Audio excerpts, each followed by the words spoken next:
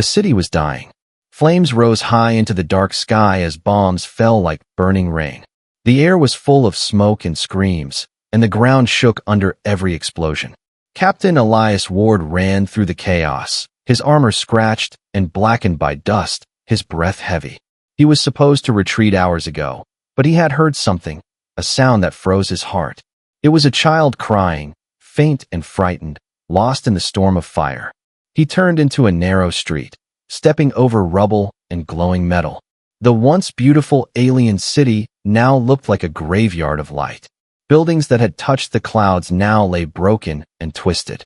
Everywhere there was heat, ash, and the smell of death. But the cry came again, soft and desperate, and Elias followed it.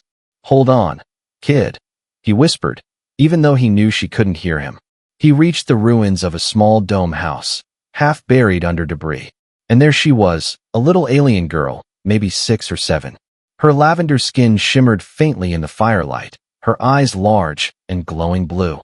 She was trapped under a steel beam, her tiny hands trying to move it but failing. Elias dropped his weapon and ran to her side. "Easy now," he said, voice calm. "I've got you." He pushed against the beam, his muscles burning, his armor straining. It wouldn't move, not at first. He gritted his teeth and used everything he had left. Finally, with a groan of metal, it lifted just enough. He pulled the child free and covered her body with his own as another blast hit nearby. The shock wave slammed into them like a wave of fire. Pain tore through his arm, sharp and white-hot. He didn't realize at first that his left arm was gone. The explosion had ripped it away, but he didn't let go of her. The child screamed, clutching his chest plate, her body shaking. He whispered, "You're safe now, you're safe." For a long moment, there was only silence. Smoke floated through the air, glowing orange in the light of the burning sky. The ground was full of craters, and the wind carried the sound of falling debris. Elias looked at the little girl, alive, scared, but breathing. Her eyes filled with tears as she looked at his missing arm. She said something in her language, her voice trembling. He didn't understand the words, but he understood the feeling. She was asking why. Why would a human, her enemy, save her? Elias smiled weakly, his face pale from blood loss. "Because that's what humans do," he said, his voice barely a whisper. The girl hesitated, then reached out and touched his wound. Her small hand began to glow faintly, soft blue light spreading across the torn metal of his armor. He felt warmth flow through him. Her species had healing power, but it took great energy. "Stop," he said gently. "You'll hurt yourself." But she only shook her head, tears on her cheeks. "You save me," she whispered in broken English. "I save you." The light grew brighter, her body shaking as she gave everything she had. The bleeding slowed, the pain eased. When it was done, she fell against him, exhausted. Elias held her with his remaining arm, staring at the ruined city around them. All he could think was how strange and beautiful it was, that in this place of fire and hate, something pure still lived. The bombing stopped, at least for now. The sky above them glowed red and gold as the fires burned out. In the distance, the sound of human rescue ships echoed through the smoke. Elias looked at the child resting in his arm and whispered, "Don't worry, little one, you're going home." And as he waited for help, he realized that maybe, just maybe, he had found a reason for all this suffering. Because in saving her, he had saved the last piece of what made him human. The rescue drones arrived hours later, cutting through the smoke with beams of white light. Captain Elias Ward sat against a half-broken wall, the alien child asleep in his arm, her head resting near his shoulder. His armor was scorched, his face pale, and the pain from his missing arm came and went in waves. He had stopped counting time, his mind floating somewhere between exhaustion and peace. When the first medic team found him, they froze at the sight. A human soldier holding an alien child, alive, safe, wrapped in his torn jacket. "Captain Ward," one of them whispered, What is that?" Elias looked up slowly, his voice rough. "She's a survivor." The medic hesitated, then called for backup, not sure whether to treat her or report her. By the time they reached the extraction point, human soldiers stood in silence. They looked at the child with fear and confusion. Some whispered that she could be a spy, others said she should be left behind. Elias glared at them, his tone sharp but weak. "She's just a child." No one argued, but the looks in their eyes told him they didn't understand. On the transport ship, the little alien woke as they took off. She looked out the window, her glowing eyes watching her burning city disappear below the clouds. She didn't cry, she didn't speak, she only gripped Elias's remaining hand tightly. He smiled faintly, whispering, "You're safe now." She blinked slowly and whispered one word in her language, a word that meant thank you. Hours later, they landed at the forward medical base. Doctors rushed to stabilize Elias, attaching a temporary prosthetic. But when they tried to take the girl away, she screamed, clutching him with surprising strength. Elias sat up despite the pain. "She stays," he said, voice firm. "She's under my protection." The commander on duty frowned. "Captain, this is against protocol." Elias looked at the child's terrified eyes and replied, then changed the protocol. News spread fast. By the next morning, the entire camp knew the story of the human captain who saved an alien girl. Some soldiers called him a hero, others called him a fool. But the one thing no one could deny was that he had done something no human ever had. He had shown mercy to the enemy. The child stayed near him always, quiet but observant. She followed him through the camp, her small steps soft and careful. Sometimes she would bring him water, or sit beside him and draw shapes in the dust. She didn't speak much, but her presence changed something in the soldiers. They started treating wounded civilians differently, giving food instead of turning them away. Elias noticed this and felt hope, a small spark in the ashes of war. But not everyone saw it that way. One evening, a group of officers came to his tent, their faces cold. "Captain Ward," the senior officer said, "you're being summoned to high command." Elias looked at them, knowing what it meant. "Because of her?" The officer nodded. "You've created political problems." The next day, he boarded a shuttle to the orbiting command ship. The child wanted to follow, tears forming in her eyes. He knelt and placed his metal hand on her shoulder. "Stay strong, little one," he whispered. "I'll come back." She touched his chest armor, right over his heart, and whispered, "Promise." He smiled and nodded, even though he wasn't sure he could keep it. As the shuttle rose into the stars, Elias looked down one last time. He saw the war-torn world below and the small figure waving up at him. Something deep inside told him this wasn't the end. It was only the beginning of a story that would test the meaning of humanity itself. The command ship floated above the wounded planet, its surface shining silver against the darkness of space. Captain Elias Ward stood in a cold chamber surrounded by light and silence. His new metal arm gleamed under the white glow, still stiff and unfamiliar. Across from him sat the Galactic Human Command Council, 5 officers with faces carved from stone. They had watched his mission footage. They had seen him carry the alien child through the fire. To them, it was not heroism, it was disobedience. General Thorne, tall and sharp-eyed, leaned forward. "Captain Ward, do you understand what you've done?" Elias answered quietly, "I saved a child." "An alien child," Thorne snapped. "A potential enemy." Elias didn't flinch. She wasn't an enemy, she was terrified. The room grew tense, the air heavy with judgment. Another officer spoke. "Your actions broke protocol. You risked the mission, and you endangered your men." Elias looked each of them in the eyes, his voice calm. "I risked my life, not theirs, and I would do it again." A murmur spread across the room, half disbelief, half awe. The council whispered among themselves while the giant holoscreen replayed the moment. The blast, his body shielding the girl, his arm torn away. Even through the grainy recording, the emotion was undeniable. For a moment, even General Thorne stayed silent. Finally, the council chair spoke, his tone cold and official. "Captain Ward, your act has stirred outrage. The Senate believes your actions show weakness. Mercy toward the enemy could be seen as betrayal." Elias took a breath. "If mercy is betrayal, then maybe we've already lost the war." That sentence hung in the air like a blade. Silence followed, deep and uncomfortable. Then Thorne stood. "You will be suspended pending review. The alien child will be transferred to a research unit."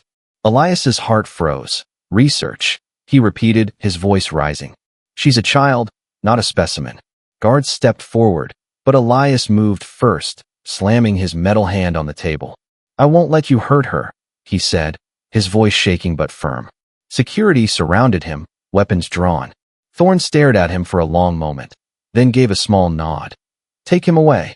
They dragged him out of the chamber, his boots scraping against the steel floor. He didn't resist, he just kept whispering to himself. I promised her I'd come back. Hours later, locked in a cell deep within the ship, Elias sat in silence. He looked at the metal wall, his reflection dim, half human, half machine. He wondered if the council was right, if compassion really had no place in war. But then he remembered the girl's small hand glowing with healing light, the way she smiled through tears. That memory became his strength. Meanwhile, in the medical section, the alien child sat alone on a bed surrounded by machines. Her eyes searched every corner, waiting for the man who promised to return. When soldiers tried to approach, she recoiled, her skin glowing faintly as if her body sensed danger. One scientist whispered, "She's reacting emotionally, connected to him somehow." Another replied, "Then let's see how far that connection goes." Back in his cell, Elias heard the faint hum of engines as the ship changed course. He knew they were taking her away, to be studied, tested, maybe destroyed. His pulse quickened, anger burning through exhaustion.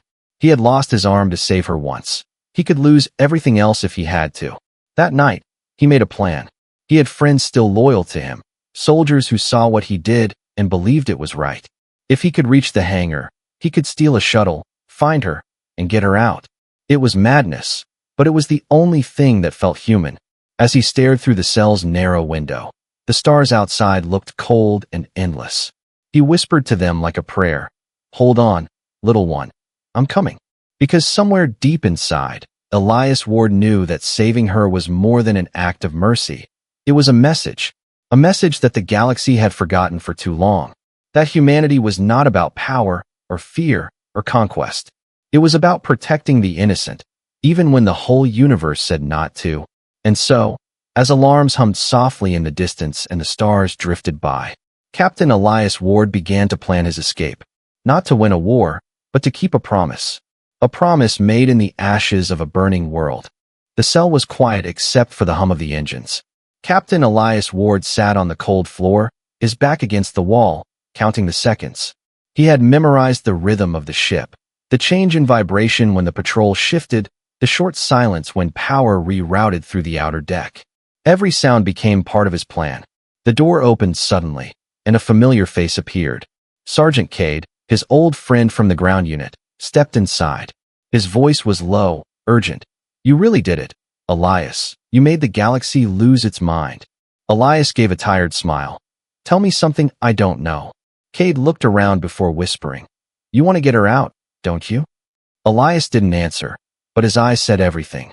Cade tossed him a small metal chip. "Your access card. I pulled it from the logs before they wiped your clearance. You'll have 5 minutes of open doors once you use it."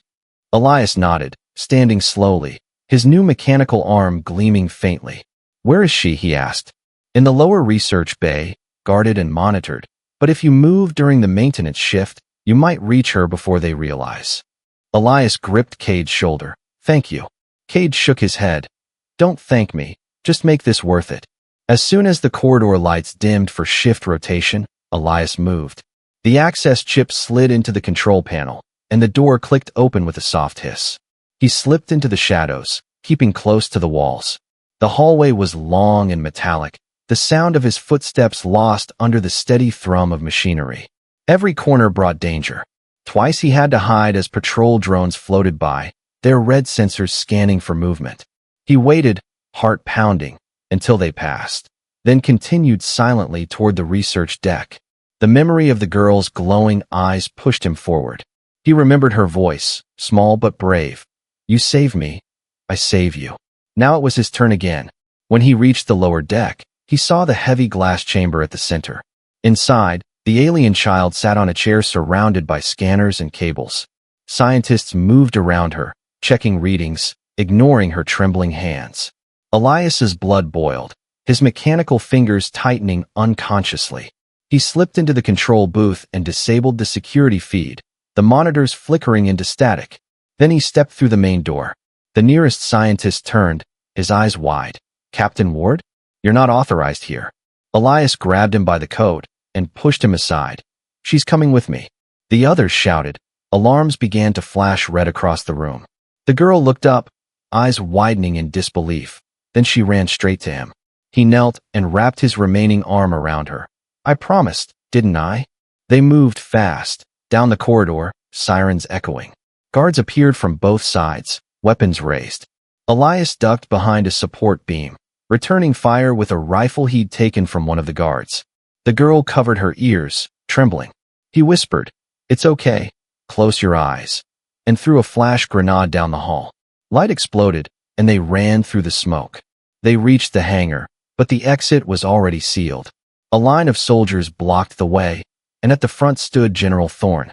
His expression was unreadable. "You can't run, Ward," he said. "She's not yours to save." Elias stepped forward, shielding the girl behind him. "She's not yours to break either." Thorne sighed, lowering his weapon. "You think compassion will win this war? You think one act of mercy will change anything?" Elias's voice was low but steady. "Maybe not today, but one day, someone will remember it."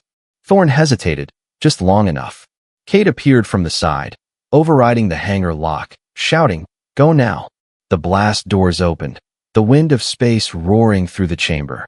Elias lifted the girl into the shuttle, jumped inside, and sealed the hatch. Bullets struck the hull as the engines ignited. Cade waved once before the door closed, and the shuttle launched into the dark void. As they broke free from the ship's gravity, Elias exhaled deeply. The stars stretched before them like a sea of silver fire. The girl sat beside him, holding his metal hand, her small voice calm. "We free now?" Elias smiled faintly. "Not yet, little one, but we're on our way." Behind them, alarms echoed across the fleet. But ahead, the endless stars waited, silent and bright. And for the first time in years, Captain Elias Ward felt something he thought he had lost forever: hope. The shuttle drifted through the dark sea of space, its engines whispering softly against the silence. Elias sat in the cockpit, one hand on the controls, the other resting near the alien child who had fallen asleep beside him. Her small hand still clutched his metal fingers, as if afraid that letting go would make him disappear. He glanced at her and smiled weakly, the stars reflecting in his tired eyes. For 2 days they had been running, moving from one dead channel to another. Every transmission spoke of the same thing: Captain Elias Ward, wanted for treason. But Elias didn't care. He had already chosen his side.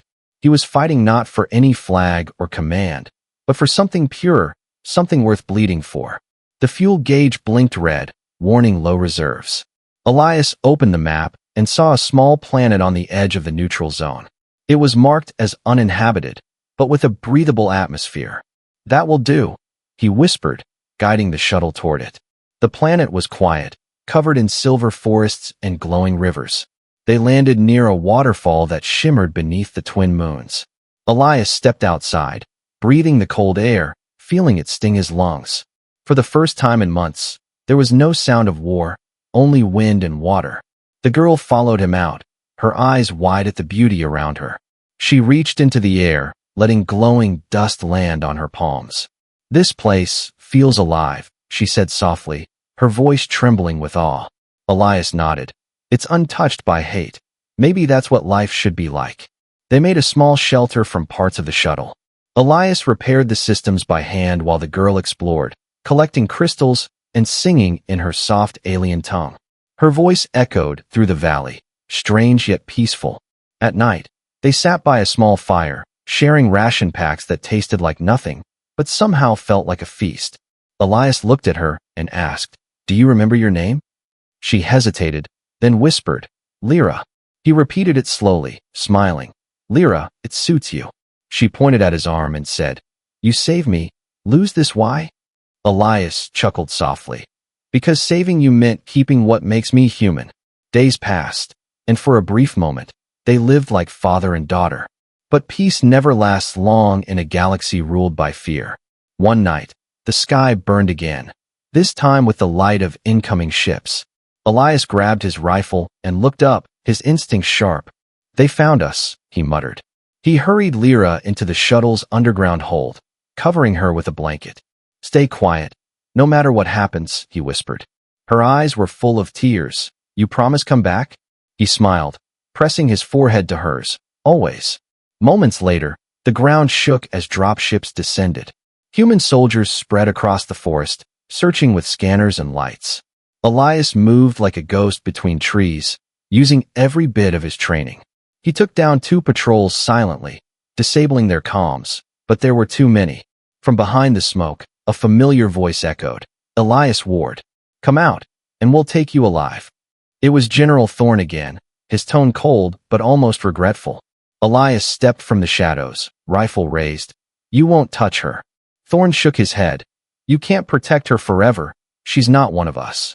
Elias's voice was calm. Maybe not, but she's more human than most of us will ever be. Blaster fire cut through the night. Elias fought like a storm, his mechanical arm deflecting shots, his body moving with pure instinct. But even heroes bleed, and soon his strength began to fade. He fell behind a rock, breathing hard, watching soldiers close in. Then, something impossible happened. The ground beneath them began to glow, the same blue light that had once healed him. Lyra stepped out of the forest, her eyes blazing with energy, her hands glowing like stars. The air trembled as her power spread, forming a shimmering shield that deflected every bullet. Thorne and his men froze, staring in disbelief. Elias tried to stand, shouting, Lyra, stop, you'll burn yourself out. But she looked back and smiled softly. You saved me once, now I save you. The light exploded outward, knocking everyone off their feet. When the brightness faded, only silence remained. The soldiers were unconscious, their weapons melted, the trees still glowing faintly from her energy. Elias rushed to her side, catching her as she collapsed. Her breathing was weak, her glow fading. He held her close, whispering, Stay with me, Lyra, please. She smiled faintly, her fingers brushing his face. We safe now. And as she drifted into sleep, Elias looked up at the twin moons. Tears filled his eyes, but there was pride in his heart. Because even in a galaxy that had forgotten mercy, a small child had reminded them what it truly meant to be human.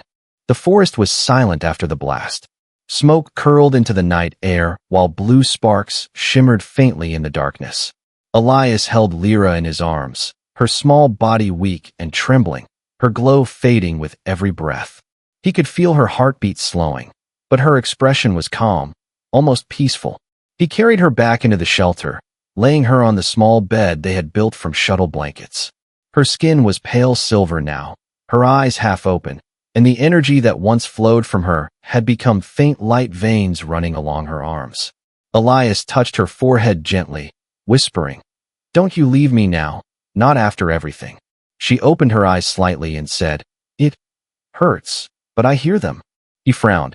Hear who? She pointed weakly toward the sky. The stars, they are calling. Elias froze, unsure what she meant, but before he could speak, his communicator crackled alive. A strange voice came through, distorted but urgent. Captain Ward, this is not command. Do not respond openly. We are not your enemy. He stared at the device, suspicion rising. Who are you? The voice replied, We are from the Outer Circle, a group that believes in peace between species. We've been tracking the energy surge your companion released, and Captain, it wasn't just light, it was a signal. Elias's heart pounded. What kind of signal? The voice hesitated. A pulse that awakened something ancient buried deep beneath that planet. We don't know what yet, but both sides, humans and aliens, are already moving toward your location. Elias looked down at Lyra, her chest rising slowly, her glow now flickering like a dying flame. Whatever she had done, it had changed everything. He whispered to her softly, You started something big, little one. She smiled faintly. I didn't start it, I just reminded it. Hours passed, and the planet grew restless. The ground trembled at times, the air buzzed with unseen energy. The waterfall near their shelter glowed faintly blue, flowing upward for a moment before falling again. Elias felt a chill run through him. Something deep within the planet had awakened, something that responded to her energy. By dawn, ships appeared in orbit, human cruisers and alien war carriers, their lights crossing the sky like opposing stars.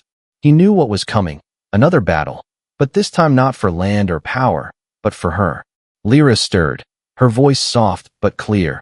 They come for the light, not for me. Elias leaned closer. What light? She placed her small hand on his metal arm. The light that sleeps inside all of us. I just showed them it still exists. Before he could answer, the ground split open near the waterfall, releasing a bright beam of white and blue energy that shot into the sky. The blast was silent but powerful, shaking the forest and the orbiting ships above. Elias shielded Lyra with his body as debris fell around them. When it ended, the air was filled with glowing fragments floating like dust made of stars. A giant structure now stood where the waterfall had been, ancient and covered in strange symbols that pulsed with life. It looked like a temple, but older than anything human or alien. Elias stared at it, whispering, "What is this place?" Lyra answered softly, "A memory of those who came before us." From orbit, messages began flooding the open channels. Both sides had detected the same signal, and both were preparing to land troops. Elias activated the shuttle beacon and called the outer circle again. "You said you want peace? Then help me protect her, before war finds this place again." The voice replied, "We're coming, Captain. Hold your ground." Elias looked at Lyra, who was now sitting up, her glow returning slowly. She looked stronger, calmer, almost older. He asked quietly, "What did you awaken, Lyra?" She gazed at the rising sun, her eyes reflecting gold and blue light. "The truth," she whispered. "The galaxy forgot it long ago, but now it will remember." He didn't understand yet, but he could feel it, the shift in the air, the hum in the ground, the heartbeat of something vast and ancient reawakening. And for the first time, Elias wasn't afraid. He was standing in the middle of something far greater than war. Something that could either unite the stars or burn them all to ash. He reached for his rifle and looked toward the horizon. Ships were descending, trails of fire cutting across the morning sky. He whispered to himself, "Looks like the whole galaxy's coming to our doorstep." Then he looked back at Lyra and said softly, "Whatever happens next, we face it together." And as the first ships broke through the clouds, the ancient temple pulsed once more, lighting up the valley like a sunrise made of pure hope. The sky burned with the fire of incoming ships. Dozens of vessels descended from orbit, their engines shaking the valley and tearing clouds apart. Elias stood at the edge of the ancient temple, rifle in one hand, the other holding Lyra's small fingers tightly. She stood calm, her eyes glowing softly, her voice barely a whisper. "They are afraid of what they do not understand." Elias looked at her, his face hardened by war but softened by faith. They always are. Behind them, the temple pulsed with life, glowing symbols moving like living veins across its walls. The hum in the air grew louder, deep and powerful, almost like a heartbeat. It wasn't just energy, it was something alive, something that felt them. Through the haze of smoke, human soldiers landed on one side and alien troops on the other. Both armies aimed their weapons, shouting orders, not realizing how close they stood to repeating the same mistake that had destroyed countless worlds. Elias raised his rifle but didn't fire, his voice loud and steady. "Stop this madness. There's something here worth more than any war." But no one listened. Blasters roared. The valley erupted in chaos, fire and light cutting across the trees. Elias dragged Lyra behind a fallen column, bullets striking the stone around them. He shouted, "We can't let them take the temple." Lyra shook her head. "No, they can't take it, because it belongs to everyone." Before he could stop her, she stepped out into the open, her small figure glowing brighter with each step, her voice echoing like wind through the valley. "Stop fighting," she said softly, but her words carried far. The soldiers hesitated for a moment, then fired again. But the blasts never reached her. The air itself bent around her body, the energy turning into light before it could harm her. Elias ran toward her, shouting, "Lyra, don't." But she turned and smiled. "It's time they see." Her eyes turned pure white as the temple behind them exploded with radiance. A column of light shot into the sky, brighter than any sun. Every ship, every soldier froze, blinded by the brilliance. Inside that light, memories appeared. Visions of ancient beings, human and alien ancestors, once united before they fell into endless war. The light showed faces of kindness, hands helping each other, children laughing under twin suns. It wasn't a weapon, it was truth. The truth that both sides had forgotten. That they were not born enemies. They were born from the same spark, the same will to survive. Elias fell to his knees, shielding his eyes as the energy surrounded him. He saw moments of his own past, his first battle, his fear, his anger, and then the moment he found Lyra in the rubble. The light whispered to him, "Humanity is not in blood, it is in choice." Tears streamed down his face, his voice breaking. "Then I choose this. I choose her." When the light faded, silence filled the world. The soldiers lowered their weapons. The warships above stopped firing. Across both sides, confusion turned into awe. Lyra lay motionless in the center of the temple, her glow now gone. Elias rushed to her side, cradling her small body, whispering, "Come on, Lyra, open your eyes." A single tear fell from her closed eyes, glowing softly as it touched his metal hand. Then she whispered faintly, "It's over, Elias, they understand now." Her voice was weak but peaceful. He shook his head. "You did this, you changed everything." She smiled. "No, you did, when you chose kindness." Her glow faded completely, and she fell still in his arms. The temple lights dimmed, leaving only the warm glow of the morning sun. All around them, both human and alien soldiers stood silent, their eyes reflecting the same realization. No one spoke, no one fired. They simply watched as Elias carried her toward the light's center. He laid her gently on the altar, whispering, "You saved more than me, little one." The air shimmered softly, and a faint pulse of light rose from her chest, drifting into the sky like a star returning home. Elias looked up, tears shining on his face, and for the first time in his life, the stars didn't look cold. They looked alive, full of hope. Later, when peace treaties were signed, when history began to speak of the light of humanity, they would tell her story and his. A soldier who lost his arm but found his soul, and a child who reminded the galaxy what it meant to be alive.